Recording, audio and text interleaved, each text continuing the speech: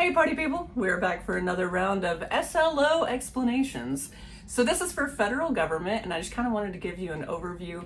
I know I talk really quickly in class sometimes you're in an online class and maybe you weren't in class to actually hear me. So I figured I would make this, put it online, and you can watch it at your leisure. So we have 4 SLOs, and the first one is going to be about whether or not a senator, House of Representative, either one, if they should be a trustee or a delegate. Those are both vocabulary words, so feel free to write them down. A delegate is somebody that is going to vote with the 51% of their constituents. So if most of the people in their district want one thing, they'll vote that way. Usually they want to get reelected. But sometimes they see themselves as a trustee. And that means that they say, oh, well, I know my constituents want this, but I know more than them, or my conscience won't allow me to do that. And by conscience, I usually mean big oil, big pharma, big tobacco, whatever. Campaign contributions definitely get their vote sometimes. So be aware of that. And then whichever one you choose, pick 3 reasons why you chose that. So you could go with a lot of things actually. If you just Google delegate versus trustee, and what do you want your person to do? Do you trust your senator to be just morally upright and that they have more information than you, so you trust their judgment? Or do you want them to vote the way that the constituents want? Your choice. All right, so number 2. Does the government have responsibility to protect citizens by banning things like social media and TikTok? TikTok is the reason, like it says TikTok on the thing. I say that right now because one state has already banned TikTok because they say, think of the children. That, and they say, China is stealing our information. Yo, China's been stealing our information. So does Facebook and every other advertising company. If you put something on social media, it's good. You know what? It's fine. I'm not even going to get into that rant. But do you think that they should ban it just to make sure everyone is safe? Whatever you feel safe is. Or should it be the individual's responsibility? Now, before you say, oh, it's the individual's responsibility, keep in mind we are talking about some small children here. So maybe if they can get on TikTok because mom and dad leave their phone around, that might be an issue. There are some bad things on TikTok. We all know it. There's portions where people hurt themselves and it tends to go into groupthink, and then everybody thinks, well, everybody else is doing it. It must be true. Not true. So do you think it should be the government who bans it to protect us, or should it be an individual's choice?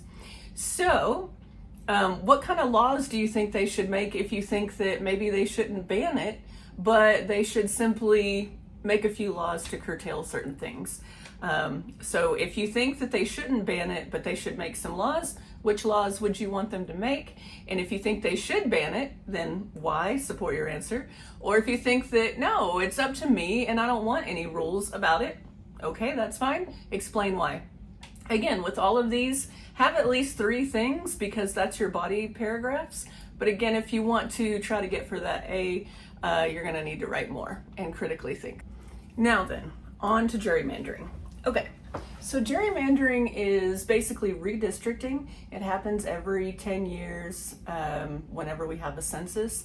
But the difference between redistricting and gerrymandering is that gerrymandering is redistricting in order to promote partisanship. So if you have a group of Republicans, let's say, and you're like, you know what? We don't need any more Republican representatives. So what they'll do is they'll go in and draw the lines around this particular community, break them up. We call it cracking. They'll break them up so that those voices are diluted. Same thing in red states with Republicans. They do it to Democrats. They're just going to break those up, right? That's called gerrymandering. Most states allow the people who are in the legislature, whoever won the last election, to redraw the lines. And so obviously, if you have, in Texas like we are, if you have a very strong Republican legislature, they're not going to try to make any districts that have Democrats in it because they might lose power. And same thing with blue states, they might do it to red districts. I don't know, I haven't seen it, but I'm sure it happens. Some states have panels, and that means that They have just a group of people that are nonpartisan. It's not the legislature that draws the lines, they do. And usually those come out a little bit better. Otherwise, you get court cases like, I think right now, Texas, Louisiana, Alabama, and maybe Florida and Georgia have issues where the Supreme Court told Alabama, hey, no, this is gerrymandered, you got to fix it. So we'll see about that. So gerrymandering, what are the dangers of gerrymandering, especially in presidential elections? Because obviously the whole state votes for president, so why do we care if it's gerrymandered? So just kind of think about that. What else is on that ballot, even though the president's on it? So what are the dangers of gerrymandering, and how can we fight against them as people? We say, look, for instance, if Democrats were the ones in control, and they were going to do it to Republicans, I'd have a problem with that too, because I am neither a Democrat nor a Republican, so I don't have a dog in this fight. But what can we do as citizens to hold them accountable? Okay, so a couple things you can do there. All right, finally, and this one is a doozy. I'm going to bring this over here because I want to get it correct. Okay, so the question is, should teachers be encouraged to carry guns in school? Why or why not? And what is the community or government's responsibility to protect people in mass shootings? Okay, so let me break it down for you like a fraction. So you have mass shootings, right? And we're like, okay, maybe the police don't get there in time. Let's arm the teachers. Okay, let's look at it a different way though.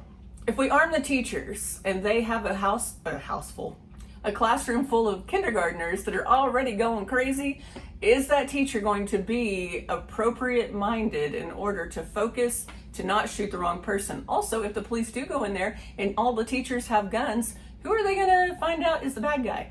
On top of that, it can be a good thing because especially in a lot of rural areas, police can't get there in time. And it's just going to be a free-for-all for that shooter until they do.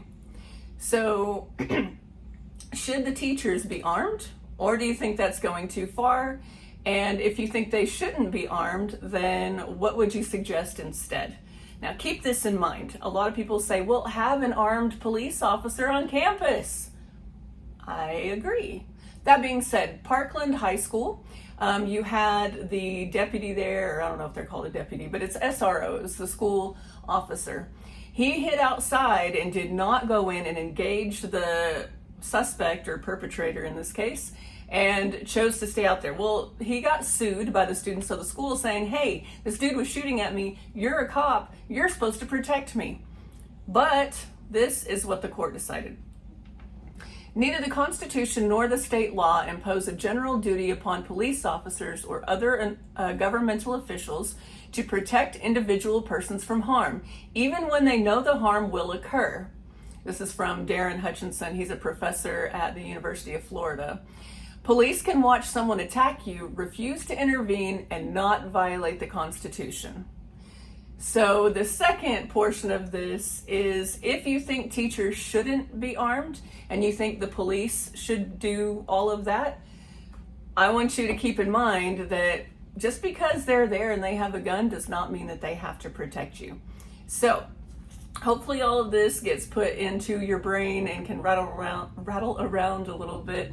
But make sure, again, that you're doing those 3 paragraphs, if not 4. Make sure you got your intro, your conclusion. Use that checklist. I promise you will not fail it if you use the checklist. See you later.